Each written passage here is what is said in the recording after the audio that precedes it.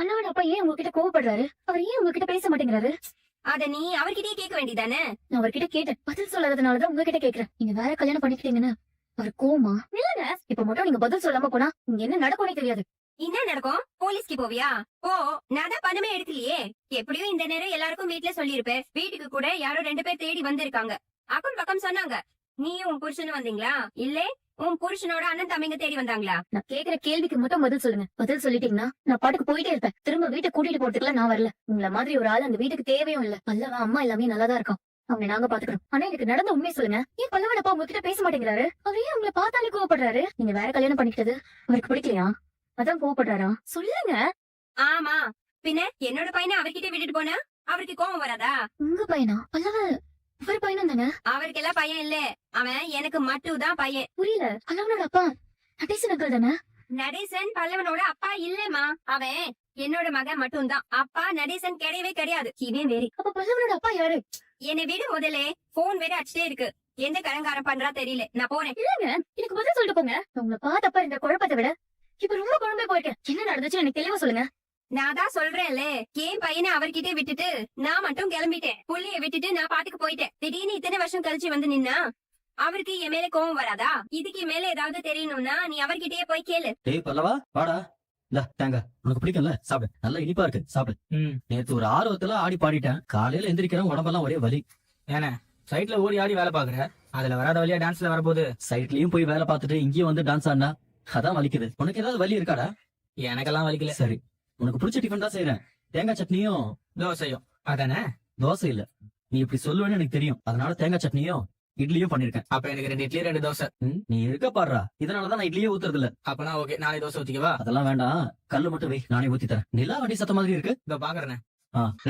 ஆமாண்ணே, அனிதா வராங்க. நிலா, என்ன? என்னப்பா ஃப்ரெண்ட பாக்க போறேன்னு சொன்னா அதுக்குள்ள வந்துட்ட? போகணும்னு அதுக்கு முன்னாடி ஒரு சின்ன வேலை இருந்துச்சு, அதை முடிச்சிட்டு போலான்னு பார்த்தேன். ஓ. அங்கிள், உங்ககிட்ட கொஞ்சம் பேசணும். என் கூட வாங்க. என்ன பேசணுமோ அது இங்கேயே பேச வேண்டியதானே? என் கூட வாங்க. எங்க கூப்பிடுவேன்? எங்கன்னு சொன்னதா வருவீங்களா? ஆமா, எங்கன்னு சொன்னாதான் வருவேன். சொல்லு. அதெல்லாம் சொல்ல முடியாது. வாங்க. அப்ப நான் வர முடியாது. போ. ஏன் நான் வர முடியாதுமா? நீ சொல்லு. நிலா, ஏதாவது பிரச்சனையாப்பா? ஆஹா, அதெல்லாம் ஒண்ணும் இல்லைண்ணே. நான் ஒரு இடத்துக்கு இவரை கூட்டிட்டு போயிட்டு வந்துடுறேன். என்னன்னு சொல்லுப்பா, பயமா இருக்கு. அண்ணா, இங்க டென்ஷன் ஆகுற அளவுக்கு எல்லாம் ஒண்ணும் இல்ல. ஒரு சின்ன விஷயம் தான். நான் வந்து சொல்றேன். வாங்க. சின்ன விஷயம் தானே, அது இங்கே சொல்ல வேண்டியதானே? வாங்கன்னு சொல்றேன்ல. எங்கம்மா கூப்பிட்டு போறேன்? வாங்க சொல்றேன். சின்ன விஷயம் சொல்லாம எங்கம்மா கூப்பிடுறேன்? ஏறுங்க. நான் டைக்கில வரேன். வேணாம், இவரு எங்க அன்னி கூப்பிட்டு போறாங்க? தெரியலையேடா. வண்டியில ஏறுங்க. எங்கன்னு சொல்லாம எப்படி வர்றது? வண்டியில ஏறுங்கன்னு சொல்றேன். ஏமா கத்துற? வர்ற. ஓ, இல்ல போட்ட மாட்டியா? ஏமா ஆ. எங்கம்மா நீ கூப்பிட்டு போற? அங்கிள், சும்மா வாங்க. உனக்கு வண்டி ஓட தெரியுமா தெரியாதா? திடீர்னு ஸ்பீட கூட்டுற, திடீர்னு ஸ்பீட குறைக்கிற, ஒரே மாதிரி போக மாட்டியா? அங்கிள், பேசாம வாங்க அங்கிள். ஐயோ, ரொம்ப படுத்துறமா நீ. இங்க ஓகேல. அங்கிள் இறங்குறீங்களா? இல்ல இல்ல, இங்க வேண்டாம். அங்கிள் ஏறுங்க. ஏமா என்ன நினைச்சிட்டு இருக்கிற? ஏறுங்கிற இறங்குங்கிற, என்னதான் உன் பிரச்சனை? எதுக்கு என்னை வண்டியில உட்கார வச்சுட்டு ஊர்வலம் சுத்திட்டு இருக்க? அங்கிள் ப்ளீஸ் ஏறுங்களேன். உங்ககிட்ட கொஞ்சம் பேசணும். வீட்டுல பேச வேண்டியதானே? வீட்ல எல்லாம் பேச முடியாது, தனியா தான் பேசணும். இந்த இப்ப தனியா தானே இருக்கிறோம், பேசு. ஆஹா, இங்க வேண்டாம் அங்கிள். வண்டிங்க எல்லாம் போயிட்டு வந்துட்டே இருக்கு. ஆள் இல்லாத இடம் இல்ல கோவில் அந்த மாதிரி ஏதாச்சும் பிளேஸ் தெரியுமா? கோயில் மாதிரி. ஏன் கோயில மட்டும் ஆள் இருக்காதா? நம்ம அங்க நின்னு பேசினா கூட நம்மள யாருமே கவனிக்க கூடாது. அப்படி ஏதாச்சும் ஒரு இடம் சொல்லுங்களேன். காட்டுக்கு தான் போனோம். நீ என்ன சிதம்பரம் விஷயமா சொல்ல போற? சொல்றத இங்கேயே சொல்ல. அது கோயில் தானே அங்கிள்? உங்க கண்ணுக்கு அது சர்ச்சு மாதிரி தெரியுதா? நீங்க ஏறுங்க வண்டியில. என்ன பாடா படுத்துறிய? ஏறுங்க. ஐயோ, ஏமா நிப்பாட்டு. அப்பா, இடுப்புலாம் வலிக்கு. வந்தாச்சுல்ல, இப்போ அது என்ன விஷயம் சொல்லு. நான் உங்ககிட்ட ஒண்ணு கேட்பேன், நீங்க உண்மையை சொல்லணும். ஒன்னே ஒன்ன தவிர நீ என்ன வேணாலும் கேளு, நான் சொல்றேன். பழங்களோட அம்மாவை பத்தி கேட்க கூடாது, அதானே? அதே தான். அத மட்டும் தான் நான் கேட்பேன். அப்ப நான் போறேன். அங்கிள் இருங்க, உங்களை அப்படியெல்லாம் விட மாட்டேன். நீங்க சொல்லிட்டு தான் போகணும். அவ்வளவு ஈஸியால போக முடியாது. நீ என்னம்மா சும்மா அதையே நோண்டி நோண்டி கேட்டுட்டு இருக்க? நான் மறுபடியும் பல்லவனோட அம்மாவை பார்த்தேன். அவங்க ஒரு விஷயம் சொன்னாங்க, அது உண்மையான தெரிஞ்சுக்கணும். இல்ல பல்லவன் உங்க பையன் இல்ல தானே? அங்கிள் நில்லுங்க, சொல்லுங்க. என்ன பேசுற நீ? எல்லா பசங்களும் என் பசங்க தான். நான் அந்த அர்த்தத்துல கேட்கல அங்கிள். பயாலஜிக்கலா பல்லவன் உங்க பையன் கிடையாது, அப்படிதானே? அப்படிலாம் எதுவும் கிடையாது. எல்லா பசங்க மாதிரி அவனும் என் பையன் தான். போதுமா? சமாளிக்காதீங்க அங்கிள். எனக்கு இந்த விஷயத்துல ஒரு கிளாரிட்டி வேணும். இந்த கிளாரிட்டி மண்ணாங்கட்டி எல்லாம் தெரிஞ்சு நீ என்ன பண்ண போற? இல்ல அங்கிள், எதுவுமே தெரியாம நான் பாட்டுக்கு பல்லவன் அம்மாவை கூட்டிட்டு வந்துட்டேன். இதால நிறைய பிரச்சனை வர இருந்துச்சு. உங்களுக்கே தெரியும், நீங்க ஏதோ பெருசா மறைக்கிறீங்கன்னு. அங்கிள் தயவு செஞ்சு சொல்லுங்க அங்கிள். அதை தெரிஞ்சு நீ என்ன பண்ண போற? இந்த மாதிரி விதாண்டா வர கேள்வி எல்லாம் கேட்காதீங்க அங்கிள். என்ன நடந்துச்சுன்னு சொல்லுங்க. தெரிஞ்சுக்காம அப்படியே மண்ணெல்லாம் உடையுது. உடையத்தான் செய்யும். அவங்கவுங்க வேலையை அவங்கவுங்க பாக்கணும். இப்படி தேவையில்லாத விஷயத்துல எல்லாம் மூக்க நுழைச்சிட்டு இருந்தா மண்டை உடையத்தான் செய்யும். இது தேவையில்லாத வேலை நான் நினைக்கல. நான் ஒரு வீட்ல இருக்கேன். அந்த வீட்டு ஆட்கள் எல்லாரையும் எனக்கு ரொம்ப பிடிச்சிருக்கு. அவங்களுக்கு நிறைய பிரச்சனை இருக்கு. ஆளாளுக்கு ஒரு ரகசியத்தை வச்சிருக்காங்க. அதெல்லாம் வெளியில வந்தாலே வீடு நல்லா இருக்கும்னு எனக்கு தோணுது. சொன்னா கேளு, அதெல்லாம் நல்லாவே இருக்காது. அங்கிள், என் மேல உங்களுக்கு கொஞ்சமாச்சும் அன்பு இருந்தா என் மேல உங்களுக்கு மரியாதை இருந்தா என்ன மதிச்சு நடந்த உண்மையை சொல்லுங்க. உங்க வாழ்க்கையில அப்படி என்னதான் நடந்துச்சு? அந்த லேடியை நீங்க கல்யாணம் பண்ணி கூட்டிட்டு வந்தீங்க. அவங்க வரும்போதே பல்லவனை தூக்கிட்டு தான் வந்திருக்காங்க. அதுக்கப்புறம் வீட்டை விட்டு போய் வேற கல்யாணம் பண்ணிக்கிட்டாங்களா? முதல்ல நான் அவளை கல்யாணமே பண்ணல. அது ஒரு பெரிய கதை. அதை நினைச்சு பார்த்தாலே எனக்கே அசிங்கமா இருக்கு. அது உன்கிட்ட வேற நான் சொல்லணுமா? அங்கிள் ப்ளீஸ் அங்கிள், என்ன நடந்துச்சுன்னு சொல்லுங்களேன். ஐயோ, உனக்கு என்ன சின்ன பிள்ளைல கதையெல்லாம் சொல்லி வளர்க்கவே இல்லையா? என்ன போட்டு நொய்யு தொந்தரவு பண்ணிட்டு இருக்க? என்கிட்ட நீங்க இதை சொல்றதுனால எந்த பிரச்சனையும் வராது. நீங்க ப்ராமிஸ் பண்றேன். ஏன் மேல ப்ராமிஸ்? என்ன நடந்துச்சுன்னு சொல்லுங்களேன். நான் லாரி ஓட்டுறப்ப லோடு ஏத்துனா நிறைய லோடு நாத்துக்கு தான் வரும். நிறைய நாத்துக்கு தான் போவேன். லோட இறக்கிட்டு திருப்பி வர்றதுக்கு எனக்கு 1 மாசம் ஆயிடும். அப்படி போற நேரத்துல எனக்கு அங்க உள்ள சாப்பாடு செட் ஆகாது. அதனால எந்தெந்த ஊருக்கு போறேன்னா அங்கங்க ஒரு கடையை செட் பண்ணிருப்பேன். தங்குற இடத்த செட் பண்ணிருவேன். அப்படி இப்ப நான் குஜராத் போறேன்னு வை, அங்க ஒரு இடம். இப்ப ஹரியானா போறேன்னு வை, அங்க ஒரு இடம். அப்படி நான் குஜராத் போறப்பதான் இந்த பொம்பளைய நான் பார்த்தது. நான் லாரி ஓட்டுறப்ப ஒரு 2-3 வருஷமா எனக்கு அந்த பொம்பளைய தெரியும். அவளும் அவங்க வீட்டுக்காரனும் சேர்ந்து ஹோட்டல் வச்சு நடத்திட்டு இருந்தாங்க. அங்கதான் நான் சாப்பிடுவேன். எனக்கு வேண்டிய சாப்பாடு எல்லாம் சமைச்சு கொடுப்பான் அந்த ஆளு. இவங்க 2 பேரும் அங்க வேலை பார்த்துட்டு இருப்பாங்க. பல்லவன் கை குழந்தை விளையாடிட்டு இருப்பான். அப்படிதான் எனக்கு பழக்கம். அதுக்கப்புறம் நான் ஒரு தடவை குஜராத் போறப்ப அந்த ஹோட்டலுக்கு போனேன். அப்பதான் தெரியுது அவ வீட்டுக்காரர் இறந்துட்டாரு. எனக்கு என்ன சொல்றதுன்னே புரியல. பாவம் கை குழந்தை வேற இருக்கு. சரி ஹோட்டல் இருக்கு பொழைச்சிக்கிடும், சொந்தக்காரங்க எல்லாம் இருப்பாங்க அப்படின்னு நினைச்சிட்டு ஆறுதல் மட்டும் சொல்லிட்டு வந்துட்டேன். அதுக்கப்புறம் லோடு ஏத்திட்டு ஒரு தடவை குஜராத் போறப்ப இவங்க கடைக்கு போனேன். அதுக்கப்புறம் தான் தெரிஞ்சது அந்த ஆளு செத்த உடனே இப்ப புருஷன் ஒருத்தர் இருக்கான்ல, அவன் டார்ச்சர் பண்ணிருக்கான். என்ன கட்டிக்கேன்ட்டு. இது அரசல் புரசல நானும் பாத்திருக்கேன்னு வச்சுக்க. ஆனா இந்த பொம்பளைக்கு அவனை பிடிக்கல. இவன்ட்ட இருந்து தப்பிக்கிறதுக்காக ஏன்ட்ட என்ன கேட்டுச்சு, எங்க எப்படியாவது எங்கேயாவது கூட்டு போயிருங்க அப்படின்னுச்சு. சரி பச்சை குழந்தை வச்சிட்டு இருக்குது, பார்க்கவே பாவமா இருக்கு, யாரும் இல்ல போல அப்படின்னு சொல்லிட்டு நம்ம வீட்டுக்கு கூட்டு வந்துட்டோமா. அப்படி வந்ததுதான் பல்லவனும் இந்த பொம்பளை. அப்போ நீங்க உங்களை கல்யாணம் பண்ணலையா? நான் ஏன் கல்யாணம் பண்றேன்? தலையெழுத்தா? உங்க 2 பேருக்குள்ள எந்த ரிலேஷன்ஷிப்பும் இல்லையா? ஏமா அவ கூட எனக்கு என்ன ரிலேஷன்ஷிப் வேண்டி இருக்கு?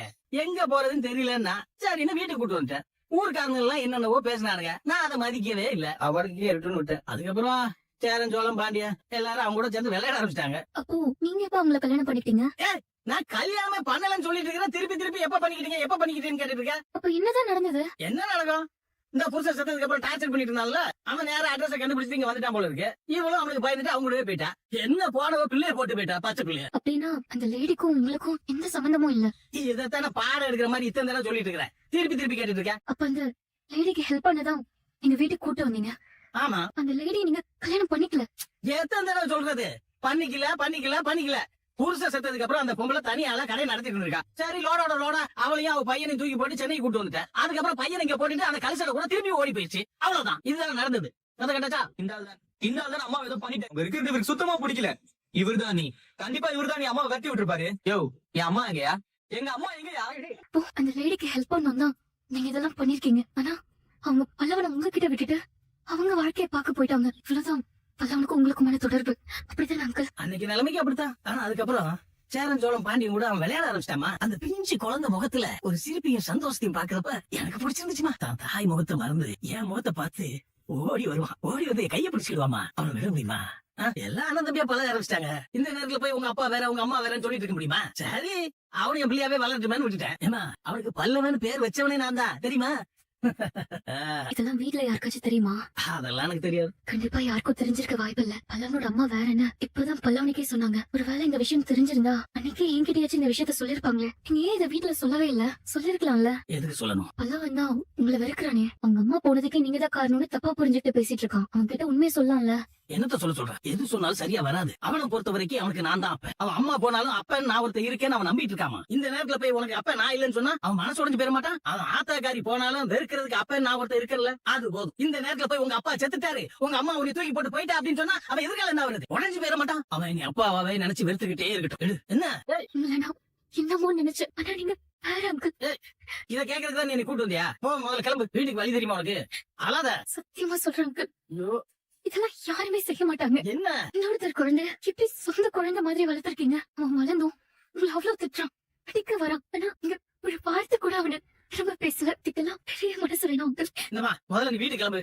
போ, நான் வெளியே போய் நேரா போய் லாஸ்ட் லெஃப்ட் எடுத்தா வீடு வந்துடும்.